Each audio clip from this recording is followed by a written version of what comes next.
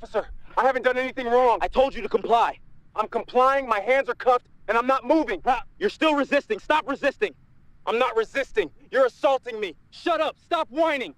Keep your hands on the back. You're making a mistake. I'm telling you, the only mistake is you being in a neighborhood where you don't belong. Officer Axel Bilkin had been with the Rochester County Sheriff's Department for 8 years when he tackled a man to the ground outside his own home, convinced he'd caught a robbery suspect based on nothing but skin color and a vague description. The man was Special Agent Lester Scott, a 12-year FBI veteran from the Civil Rights Division who'd spent his career prosecuting officers exactly like Bilkin. What happened next? The assault, the false arrest, the fabricated resistance charges, all captured on body cam, and a dozen civilian phones, would cost Bilkin 7 years in federal prison and the county $3.2 million in settlements. Bilkin's hands were still shaking as he finally read the FBI credentials. But by then, every camera in the neighborhood had already recorded his career ending in real time. He had no idea he was handcuffing the one person in America trained to dismantle officers like him. Special Agent Lester Scott had dedicated 12 years to the FBI's Civil Rights Division, building a reputation as one of the Bureau's most meticulous investigators.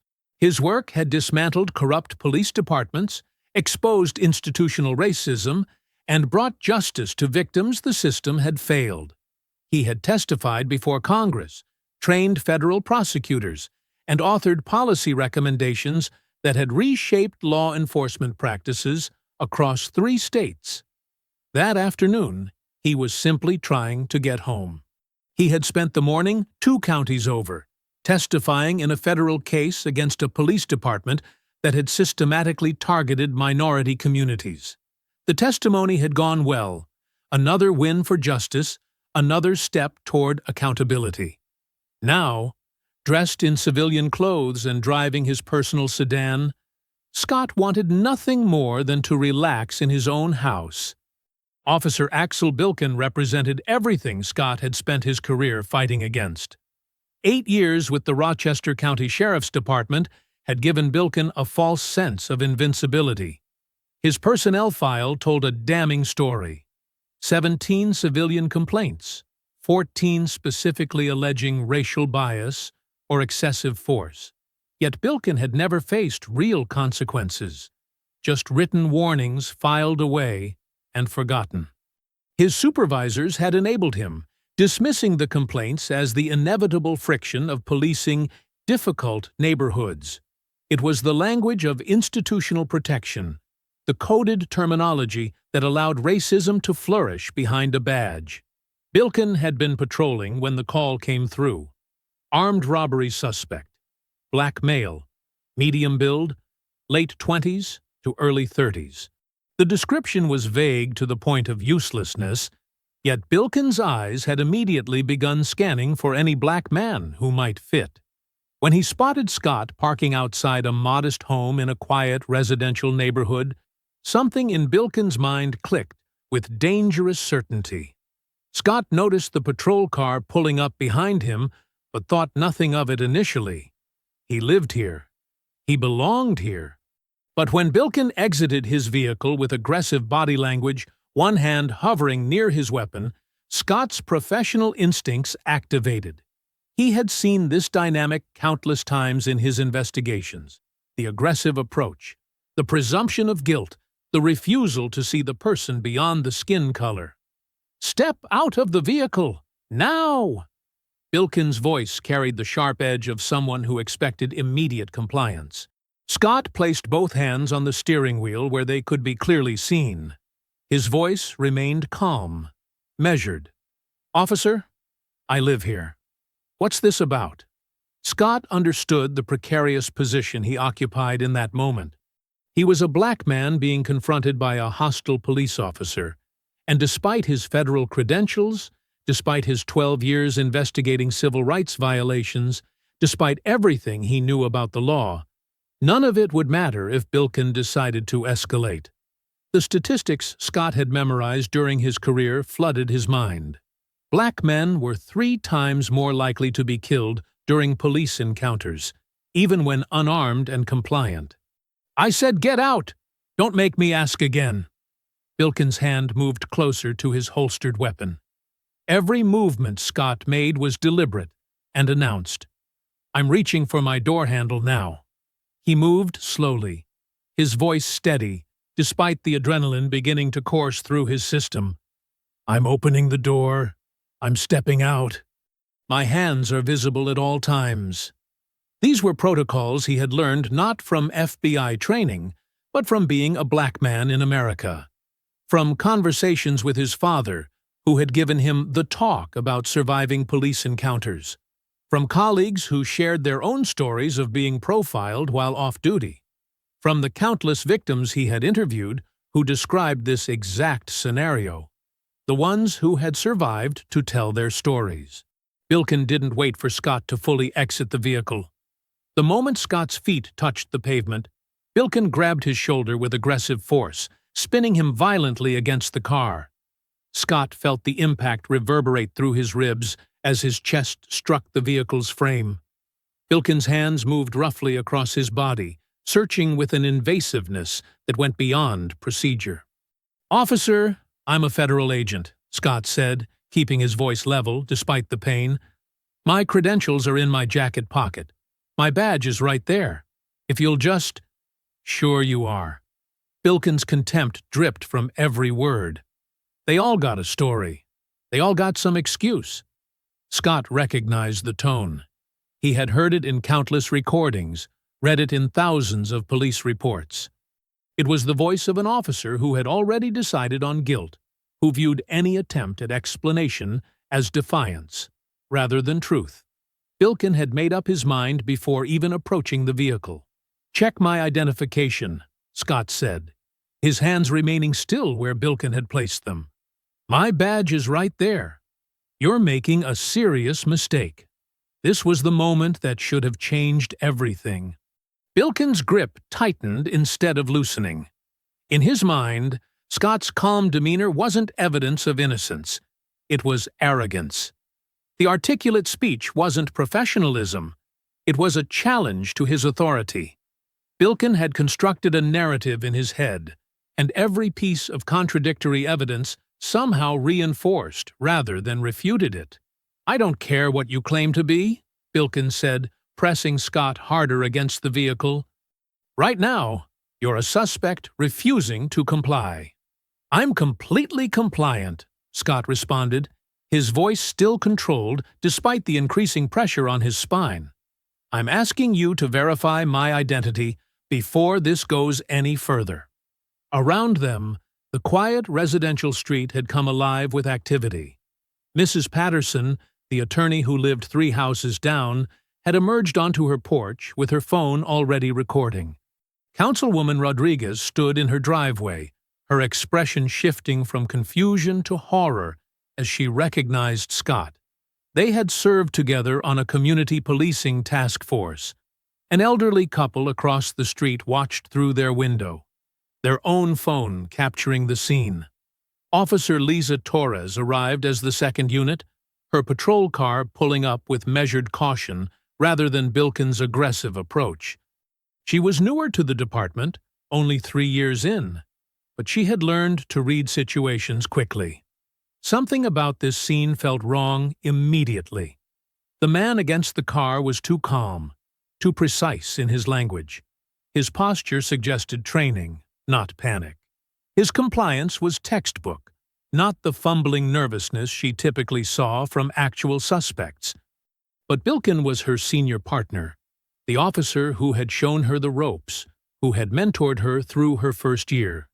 Challenging him in front of civilians, contradicting him during an active stop, it could destroy her career before it really began. The unwritten rules of law enforcement were clear.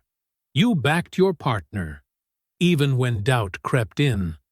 Scott tried once more, his voice steady despite the knee now digging into his back. "My name is Lester Scott. I'm a special agent with the FBI. My badge number is—" Bilkin drove his knee harder into Scott's spine, cutting off his words with the force of the impact. "Resisting arrest," he announced loudly, playing to an audience of his own imagination. "I've got a combative suspect here." Torres stepped forward, her hesitation finally overriding her training to defer. "Bilkin, maybe we should cuff him." The handcuffs came out, and Scott felt the cold metal encircle his wrists with excessive tightness. Bilkin wrenched his arms backward, well beyond what was necessary for securing a compliant individual. The pain shot through Scott's shoulders, but he refused to give Bilkin the satisfaction of a reaction. He had witnessed this technique in dozens of excessive force cases, the unnecessary roughness designed to provoke a response that could then be labeled as resistance. Scott maintained his dignity even as he was being humiliated on his own street, in front of his own home. He thought about the victims he had fought for over the years, the people who had endured far worse without the protection of a federal badge. At least he had resources. At least he had legal knowledge. At least he would survive this with career and reputation intact. So many others hadn't been so fortunate. The neighbors continued recording, their phones capturing every angle of the encounter. Mrs. Patterson had moved closer, her attorney's mind already cataloging the constitutional violations she was witnessing. Councilwoman Rodriguez had called someone, Scott couldn't hear who, but her urgent tone suggested she was trying to intervene through official channels. Bilkin radioed in his arrest, his voice carrying false authority as he reported taking a robbery suspect into custody. He detailed a fabricated struggle, embellishing Scott's calm compliance into active resistance. Torres stood to the side, her discomfort visible in her posture, but her silence absolute. She was complicit now, a witness who had chosen the comfort of conformity over the courage of intervention. Scott's mind worked methodically despite his position. His phone was still in the vehicle, its voice-activated recording function capturing audio of the entire encounter. His body camera, standard issue for civil rights investigators working in the field, remained in his jacket pocket. Bilkin hadn't even searched thoroughly enough to find it. Every neighbor within sight had their phones out. The body cam on Bilkin's chest was recording his every word, every action, every violation. Bilkin was building his own prosecution case with meticulous precision, too blinded by ego and bias to recognize the evidence accumulating against him. Scott said nothing more, knowing that silence was its own form of testimony. At Bilkin's patrol car, Torres reached for Scott's wallet to begin the booking process. Her hands trembled slightly as she opened it, and what she saw made her breath catch in her throat. The FBI credentials were unmistakable. The official seal, the photograph, the badge number, the designation, Special Agent. The Department of Justice identification card bore the same face that was now looking at her with quiet, devastating composure. "Bilkin." Her voice cracked slightly. "You need to see this. Right now." Bilkin snatched the credentials from her hands, his confidence still intact from years of facing no real consequences. Then his eyes focused on what he was holding, and Scott watched the color drain from the officer's face. It was the moment every investigator recognized, the instant when a perpetrator realized the enormity of their mistake. This wasn't just any federal agent. The credentials identified Scott as part of the Civil Rights Division, the very unit that investigated police misconduct. Bilkin had just assaulted someone who had spent over a decade prosecuting officers exactly like him. Someone who knew every statute, every precedent, every legal avenue to ensure accountability. Someone who had testified before Congress, who had authored reports that had ended careers and shuttered departments. Scott spoke quietly, but every word carried the weight of absolute authority. "Special Agent Lester Scott, FBI Civil Rights Division. I've been recording this entire encounter on my phone, which is still in my vehicle. My body camera is in my jacket. You didn't search thoroughly enough to find it. Every civilian around us has been recording for the past 15 minutes. You've just assaulted a federal officer, filed a false police report claiming I resisted arrest, and violated numerous constitutional protections while demonstrating clear racial bias in your initial stop and subsequent actions. Bilkin's hands shook as he reached for the handcuff keys. Perhaps he thought he could make this disappear, could turn this into a quiet mistake that both men would walk away from. Scott's next words shattered that fantasy completely. "Leave them on." The command was gentle but absolute. "I want every moment documented exactly as it happened. I want to arrive at your station precisely as you've placed me. Handcuffed, falsely arrested, assaulted. And I want your supervisor called immediately, not in 10 minutes, not after you've had time to coordinate your story. Now." The power dynamic had inverted completely. Bilkin stood before someone who held not just legal authority, but moral clarity. Someone whose entire career had been built on holding officers accountable for exactly this kind of abuse. Torres had already moved to her radio, her voice tight with the understanding that she had just witnessed something that would define both their careers, Bilkin's ending, hers potentially destroyed for her complicity through silence. "Dispatch, this is Unit 47. We need a supervisor at our location immediately. We have a situation that requires command staff." The coded language didn't hide the urgency. Within minutes, 3 additional patrol cars arrived, their occupants emerging with the cautious confusion of officers who sensed they were walking into something unprecedented.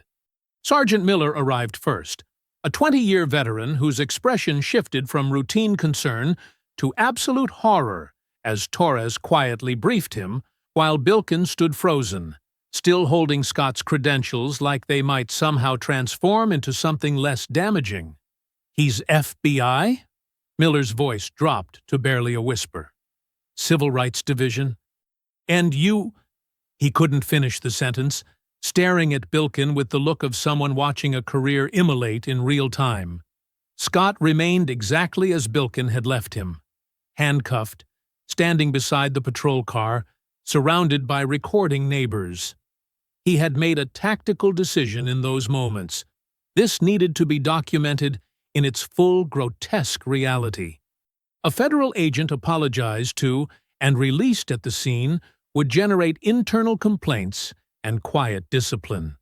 A federal agent transported to the station in handcuffs, his assault and false arrest fully documented, would generate the kind of attention that forced systemic change. Sergeant Miller approached Scott with the kind of deference usually reserved for visiting dignitaries. "Agent Scott, I'm going to remove these immediately. I cannot apologize enough for—" "No." Scott's voice remained calm, but immovable. "Officer Bilkin placed me under arrest. He claimed I was a robbery suspect who resisted. He has filed a false report. I want to be transported to your station exactly as he has arrested me. I want every procedure followed precisely as it would be for any citizen he treats this way. And I want Sheriff Wards called before we leave this location." The sergeant understood immediately. Scott wasn't just seeking personal vindication, he was documenting systemic failure for the record. Every moment of this arrest, every procedure applied to a federal agent that would normally be applied to any black man Bilkin stopped, would become evidence not just of one officer's misconduct, but of the entire system that had enabled it. Sheriff Thomas Wards arrived 40 minutes later, his vehicle pulling up to a scene that had transformed into a full incident command. 8 patrol cars now lined the street. The neighbors had grown in number, forming a respectful perimeter with their phones still recording.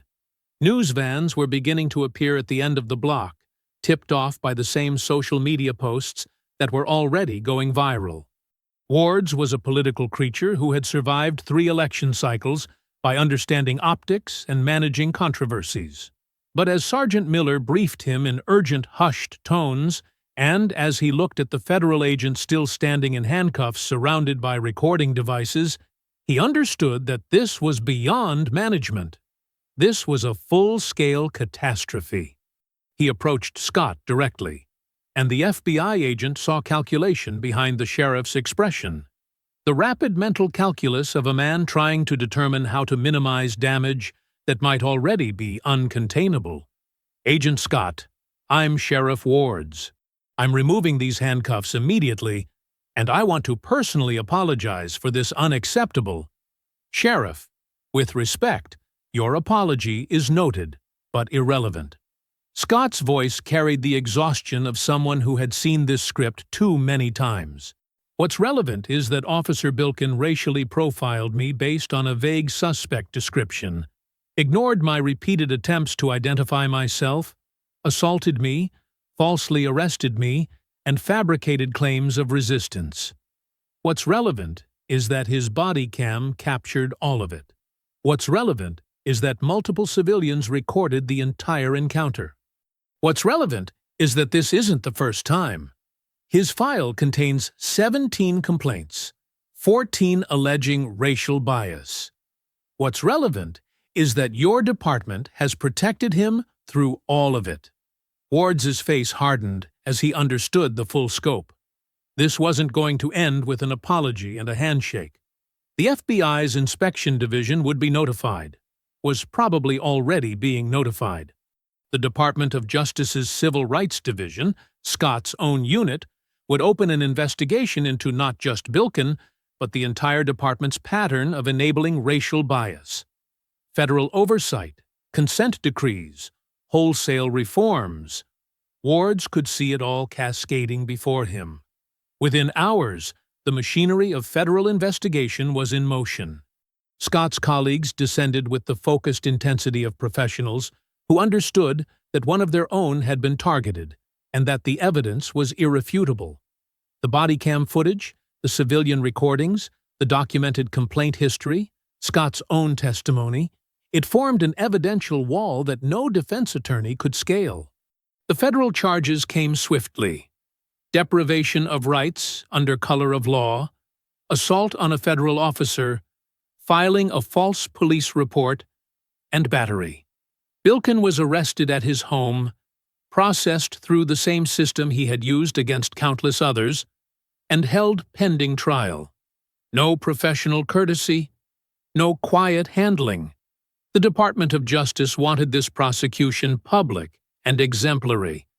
The trial lasted 3 weeks, though the outcome was never really in doubt. The evidence was overwhelming to the point of redundancy.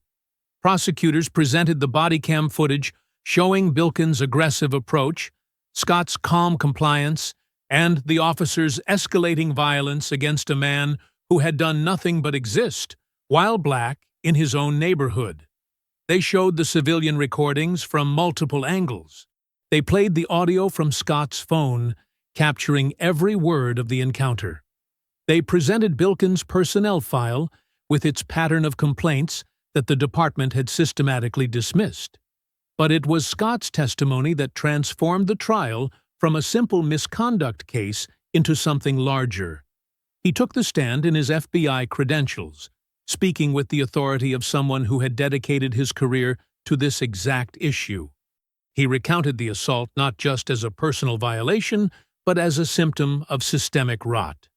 "I've investigated dozens of departments over 12 years, Scott testified, his voice filling the courtroom. "I've interviewed hundreds of victims who described encounters exactly like mine. The difference is that I had a badge to protect me, resources to fight back, colleagues who would ensure accountability. Most of Bilkin's victims had none of that.